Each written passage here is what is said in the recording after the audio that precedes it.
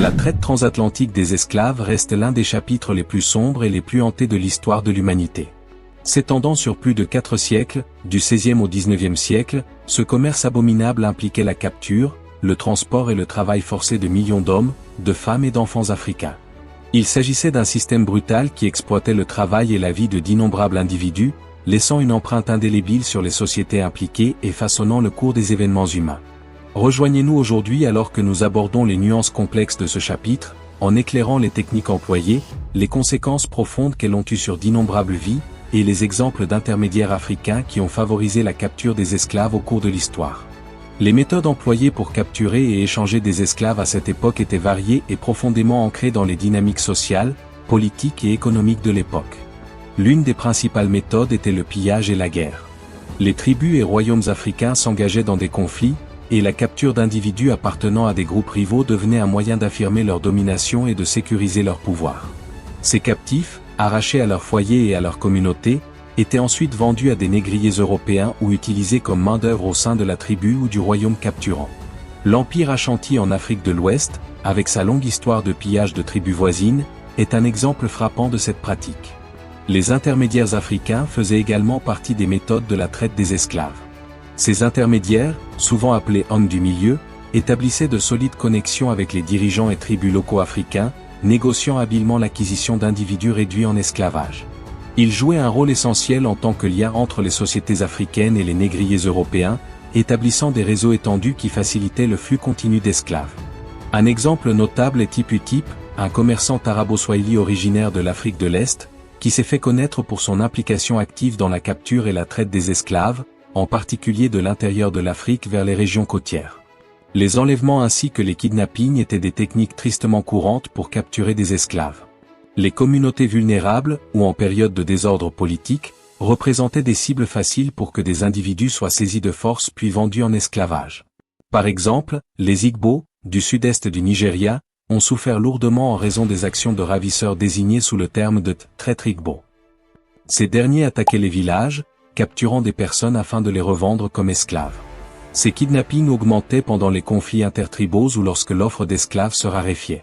Les tensions et rivalités intertribales au sein des communautés africaines ont joué un rôle significatif dans la capture de personnes pour la traite des esclaves.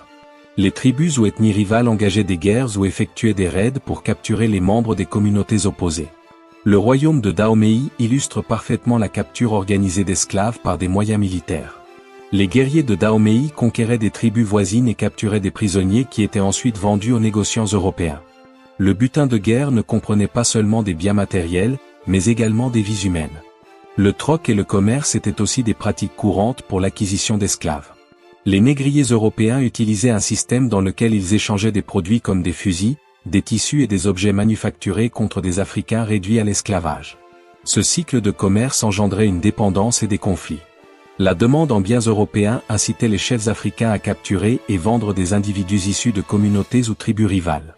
Le royaume de Bénin participait activement à ce commerce avec les négriers européens, échangeant des captifs contre des biens. Une fois capturés, les esclaves enduraient plusieurs étapes éprouvantes dans le processus d'échange.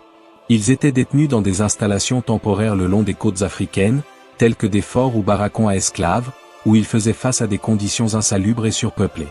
Ces lieux de rétention servaient de point de transition avant leur transport vers les Amériques. Le château de Cape Coast, aujourd'hui au Ghana, demeure un rappel obsédant de la souffrance vécue par ces captifs. Le passage du milieu était la traversée transatlantique cauchemardesque qu'enduraient les individus réduits en esclavage, entassés dans les cales des navires négriers. Ils faisaient face à des conditions horribles au cours de ce voyage périlleux. Le manque de conditions sanitaires appropriées, de ventilation et de provisions adéquates entraînait la propagation rapide de maladies, provoquant des taux de mortalité élevés. La malnutrition était répandue, et les abus physiques et psychologiques infligés par l'équipage accentuaient encore leur souffrance. Séparés de leur famille et de leur communauté, ils faisaient face à un traumatisme et un désespoir inimaginables. Le massacre du Zong en 1781, au cours duquel des individus réduits en esclavage furent jetés par-dessus bord pour réclamer de l'argent d'assurance, reste un témoignage obsédant de l'inhumanité de ce commerce. Au cours de la traite transatlantique des esclaves, un autre intermédiaire africain joua des rôles cruciaux dans la facilitation de la capture, du commerce et du transport des individus réduits en esclavage. Ces intermédiaires variaient selon les régions et les royaumes, mais partageaient tout le but commun de relier les sociétés africaines aux négriers européens.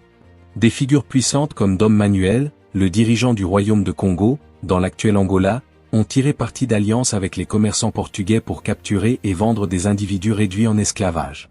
La reine Zinga, dirigeante des royaumes de Ndongo et Matamba, a habilement navigué dans les complexités de ce commerce, formant des alliances et résistant au contrôle portugais.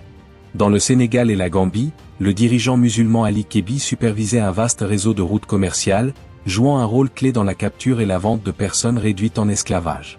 De même, le roi Gazo de Dahomey, aujourd'hui le Bénin, participait activement à ce commerce, enrichissant son royaume et renforçant son pouvoir par la vente d'individus réduits en esclavage. La reine Ablapoku, une dirigeante éminente du peuple baoulé, a conduit sa communauté à une migration pour établir le puissant royaume Ashanti dans l'actuel Ghana. Le royaume Ashanti est devenu un acteur notable dans les dynamiques régionales de la traite des esclaves. Ces intermédiaires africains, avec leurs stratégies et leurs influences diverses, ont laissé une marque indélébile sur l'histoire. Leurs actions ont façonné le destin de d'innombrables individus et contribué à la tapisserie complexe de la traite transatlantique des esclaves. En conclusion, la capture d'esclaves à travers l'histoire représente l'un des chapitres les plus sombres de la civilisation humaine. De l'Antiquité à la traite transatlantique des esclaves, la pratique de capturer des individus et de les soumettre à une vie de servitude et d'exploitation a causé des souffrances incommensurables et a eu des impacts profonds et durables sur les sociétés et les cultures.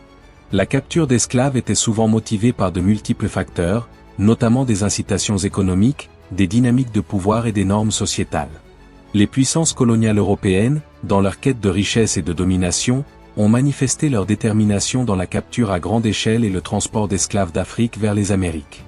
Les intermédiaires africains, animés par leur propre complexité et motivation, ont facilité ce commerce en forgeant des alliances, en s'engageant dans des guerres et en participant à l'échange de biens et de ressources. Il est important de reconnaître que la capture d'esclaves n'était pas limitée à une seule région ou à une seule époque. L'esclavage a existé sous de nombreuses formes à travers l'histoire et dans différentes cultures. Les héritages de ces captures continuent de résonner dans les inégalités sociales, économiques et raciales qui persistent aujourd'hui. Merci d'avoir regardé jusqu'à la fin. Si vous avez apprécié cette vidéo et que vous souhaitez en voir plus sur des personnalités fascinantes et des histoires incroyables, abonnez-vous à notre chaîne et activez la cloche de notification. Merci et à la prochaine.